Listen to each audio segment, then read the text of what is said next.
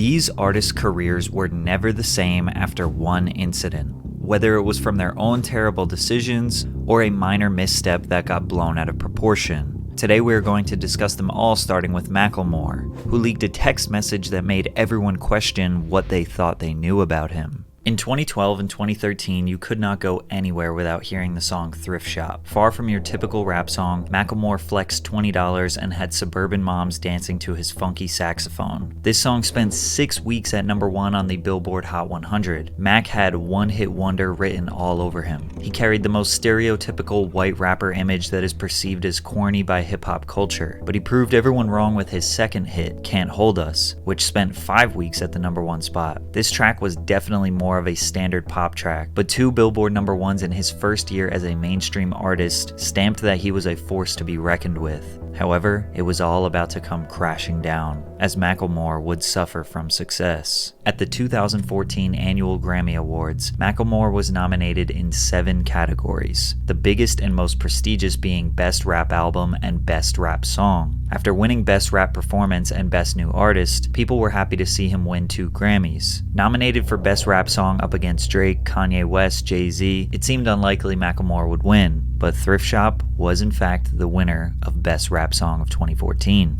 securing him his 3rd Grammy of the night. But what would come next would shock the world. Up against Drake's Nothing Was the Same, Jay-Z's Magna Carta, Kendrick Lamar's Good Kid Mad City, and Kanye West's Yeezus, Macklemore had absolutely no chance of winning. Everyone was betting on Kendrick since he without a doubt had the best album of the bunch, but wouldn't be entirely surprised if it went to the other nominees. The hip-hop community was floored when Macklemore and Ryan Lewis's The Heist won Best Rap Album of the Year. The Heist couldn't be a more fitting name for this absolute robbery. Macklemore was being cooked by the hip-hop community online, reminding him in every comment section that he didn't deserve to win. He felt so much pressure that he decided to text Kendrick Lamar and apologize. "You got robbed. I wanted you to win. You should have. It's weird and sucks that I robbed you. I was gonna say that during the speech, then the music started playing during my speech and I froze. Anyway, you know what it is. Congrats on this year and your music. Appreciate you as an artist and as a friend. Much love." We wouldn't have ever seen this text if Macklemore didn't post it to social media, which made it even worse and looked like he was just trying to get in the good graces with the public. Did you ever feel any way about him posting the text message or anything like that? Yeah, I think it was uncalled for, to be 100 with you. When he sent it to me, I was like, okay, you know, I could see him feeling that type of way because he a good dude.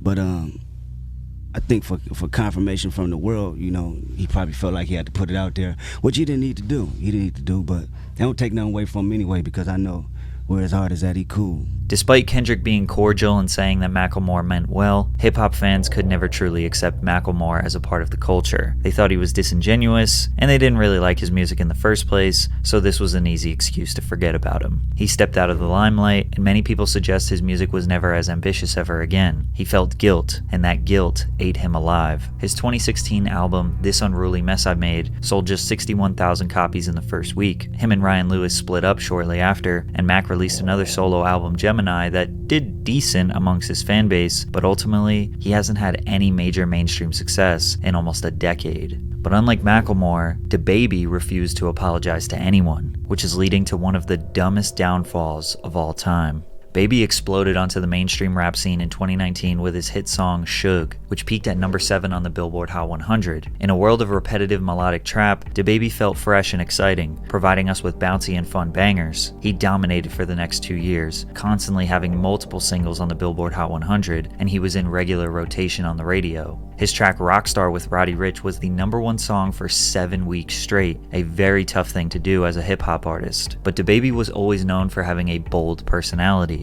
He was the type to say whatever he wanted, and if you had a problem, he was more than willing to handle it. He even killed a guy in Walmart. Don't worry, it was self-defense. Well, in July of 2021, on the stage at Rolling Loud, his loose lips got him in major trouble. Maybe some that he can't recover from. You didn't show up today with HIV, AIDS, any of them deadly sexually transmitted diseases that'll make you die in 2-3 weeks. Put a cell phone light in the air. Lady, if your pussy smell like water, put a cell phone light in the air.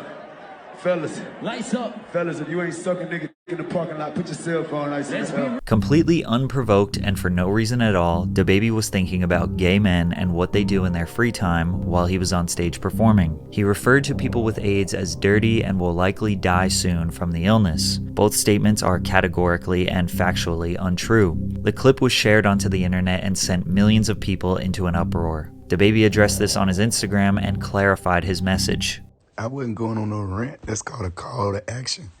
That's what that's called, because I'm a live performer. I'm the best live performer. I'm the live show killer. You interact with your fans. You get what I'm saying? Look, all the lights went up gay straight. You want to know why? Because even my gay fans don't got fucking AIDS, stupid ass niggas. Him doubling down on his comments made everything way worse, as he clearly was very uneducated on the AIDS disease and the unfair stigmas that come with it. And although he eventually issued an apology addressing the LGBTQ community, he had made countless contradictory statements after. He tried to profit off the controversy in music videos and even kind of redacted his own apology. If I say what I say to get people to raise their cell phones and it's misinterpreted by people who watch a 5-second clip at home, you're not supposed to understand what's going on. You couldn't raise your cell phone if you wanted to, so you ain't supposed to be able to digest a clip, you know what I'm saying? A clip that been altered and shortened with a narrative to go along with it, with enough people driving it, it's gonna do what it do. From here, he got kicked off every major festival in 2021 that he was supposed to perform at. And even when he did perform, he was booed and had garbage thrown at him. A-list celebrities and fellow collaborators condemned him. But the controversy continued. He got into fights, tormented and broke down the mother of his child on Instagram, tried to kiss one of his fans without consent. DaBaby was not trying to save face. He just kept saying, "I'm sorry for being me." His ticket sales plummeted, which resorted to him offering buy one get one free deals to fill out the venues. One report alleged that he only sold 500 tickets to a venue that holds 14,000 people, and he claims to have lost $30 million because of the controversy. Like What were the a week or L's, two after, $30 million that I would have had before the ball dropped 2021. So this happened rolling out with July. I had $30 million worth of shows on the schedule before December 31st. All he had to say was, "Put your hands in the air if you just don't care," and all of this could have been avoided. But if you think what DaBaby said was bad, you'll be horrified by what CeeLo Green said in a series of questionable tweets. If you don't remember the name CeeLo Green or his previous duo Gnarls Barkley, you definitely remember his two most iconic songs, Crazy and Forget You. Crazy peaked at number 2 on the Billboard Hot 100 and spent 29 weeks on the chart. Forget You, which he released solo 4 years later, also went number 2 on the Hot 100 after spending almost a full year on the charts. CeeLo had a very unique voice and was undeniably talented. He pretty much only gave us 2 hits, but was an ever-present pop culture figure throughout the early 2010s. Whether he was hosting an award show, his own reality show, voice acting, or being a judge on The Voice, CeeLo was loved and appreciated, until some shocking allegations arose. CeeLo was accused by a 33-year-old woman he dined with at a downtown Los Angeles sushi restaurant of placing ecstasy, also known as MDMA or Molly, in her drink. The woman later told Los Angeles police detectives she woke up naked in bed in her hotel room with Green. CeeLo allegedly admitted to law enforcement that he took ecstasy, but denied drugging the woman's drink or committing sexual assault. CeeLo's sexual assault charges were dropped after prosecutors concluded there wasn't enough evidence to take that accusation to court, but he was found guilty on drug charges, which landed him 3 years probation. But it wasn't the nature of the charges that ruined his career, it's what he said on Twitter after the case. After being criticized by people in public tweets, he decided to respond. "Women who have really been R-worded, remember, but point taken. So if I tried but did not succeed, but the person said I did, then what really happened? When someone breaks in a home, there is broken glass. Where is your plausible proof anyone was R-worded? If someone passed out, they're not even with you consciously, so with implies consent." It's hard to see what point he was trying to make here, but the blogs were not holding back. CeeLo, it's not rape if you forget. CeeLo Green, it isn't rape if the victim is unconscious. After these tweets, his reputation was destroyed. He lost all of his live performance bookings, he quit The Voice to avoid being fired, his TV show was canceled, and he basically disappeared from the pop culture zeitgeist, pretty much surviving off royalties and small film roles here and there. But I guess him and I are friends now? Yo, Pat, what's up, man? I'm assuming that your friends call you Pat. My friends do call me Pat, so And I consider myself to be one of your friends.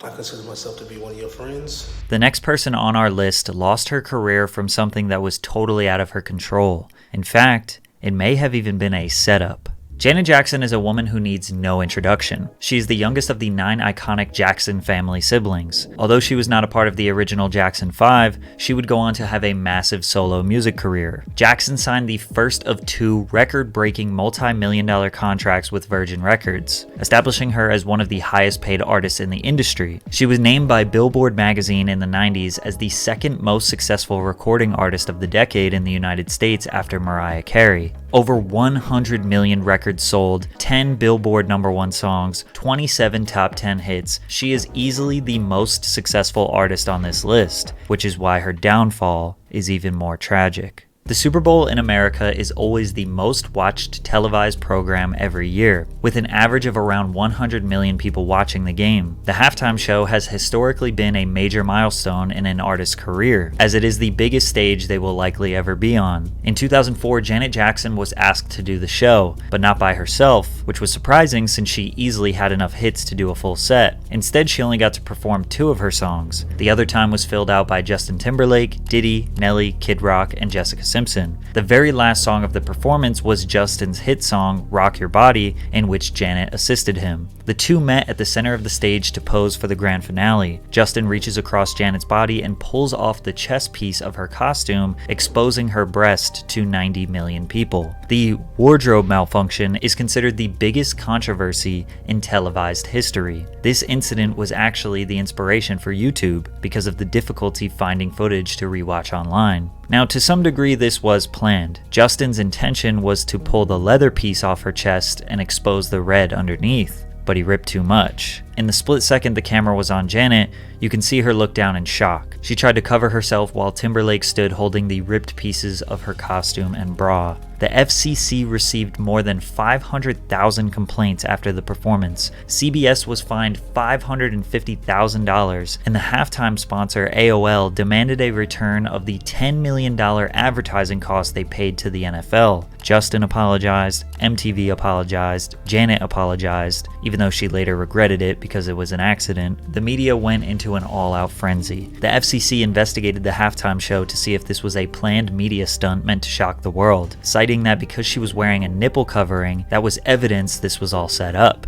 Class action lawsuits were filed against Janet by random citizens, claiming that her sexually explicit performance deserved maximum punitive damages. Every talk show host in the nation dragged her. Viacom had to pay out $3.5 million to settle various indecency complaints, so they went and banned all radio and TV stations that they owned from playing any of Janet Jackson's music. Janet was blackballed from the music industry over an accident, and Justin was not punished at all, even though it was definitely his fault. There is no doubt her punishment was unfair and likely due to her gender and race. Her career after that wasn't totally dismantled. She did have a #1 album, a Grammy nomination, some light Billboard presence, but this incident lingered like a dark cloud over her head for many years, and slowly she faded out of the mainstream. I am one of those women who have been gagged, both literally and emotionally, women who have been abused, women who have been intimidated, women who have lived in fear. I stand with you. You are my sisters.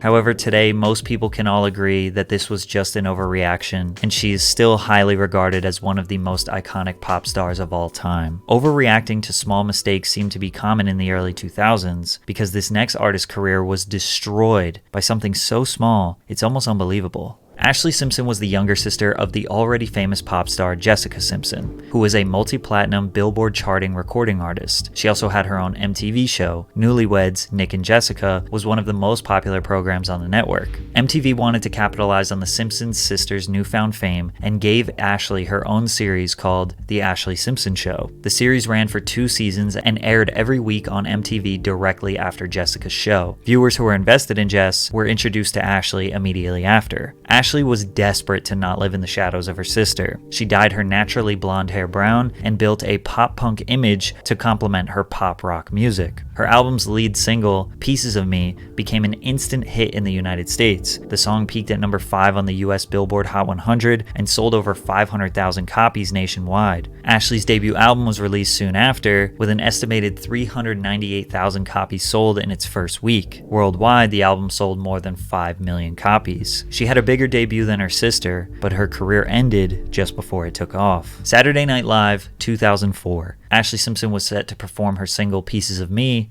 when this happened. On a Monday, I am waiting. Tuesday, I am fading.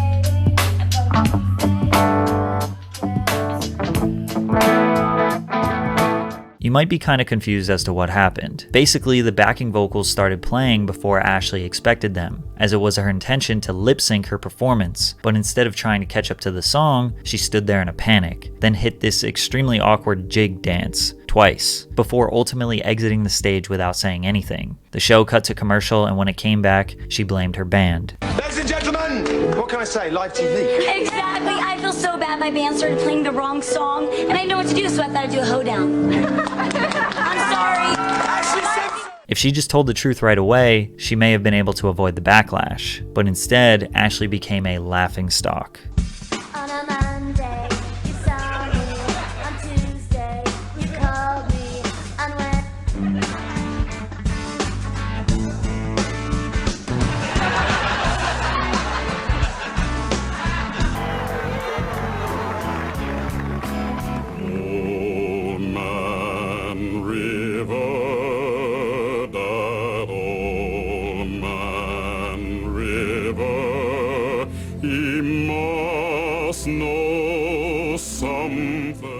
Even news anchors poked fun at her. Sister's performance on Saturday Night Live was, well, out of sync, you could say. All right, sorry, we had to do that. It was just our own little lip-syncing adventure. We were mocking her. At just 19, she was publicly ridiculed by the world. And this is all especially ridiculous considering today's standards are much lower. It almost feels like lip syncing isn't even a real thing anymore. Half of my favorite artists at their live shows just let the song play, jump around, and yell random ad-libs. Even though Ashley was a decent performer, and she did have an opportunity to redeem herself on various late-night shows, nobody cared. Nobody wanted to give her a second chance. It was too much fun to make jokes and boo her off stage.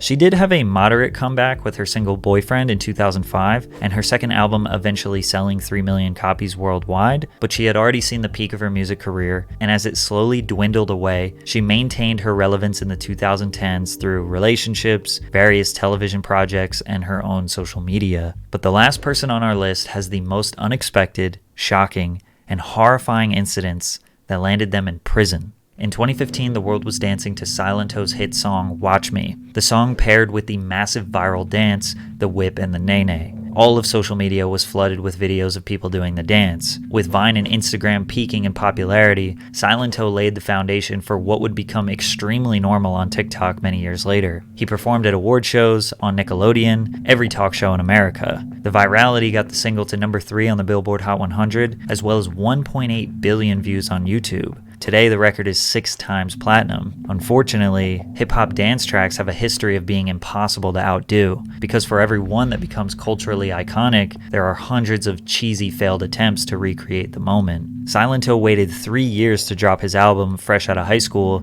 which failed to generate any buzz, and his second album went almost totally unnoticed. But before you could fully count him out, he made a decision that officially ended his career. On January 21st, 2021, the 23-year-old rapper was arrested for the murder of his cousin, 34-year-old Frederick Rooks, after a shooting in DeKalb County, Georgia. Police said officers found Rooks suffering from multiple gunshot wounds at a home off of Deep Shoals Circle. He was pronounced dead at the scene. Investigators did not have a suspect at the time. Responding officers were able to obtain video from the security cameras of multiple residents and later identified Hawk, or Silentto, as the gunman. Silentto was arrested February 1st, 2021, and then later indicted by a Georgia grand jury on 4 felonies: 1 count of malice murder, 1 count of felony murder, aggravated assault, and gun possession during the commission of a felony. As of now, the court has deemed Silento unfit for the safety of the public and will remain incarcerated until further trial. Since the trial has not started yet, we don't know how he did it, we don't know why he did it, and we don't know how long he might be in jail, but we do know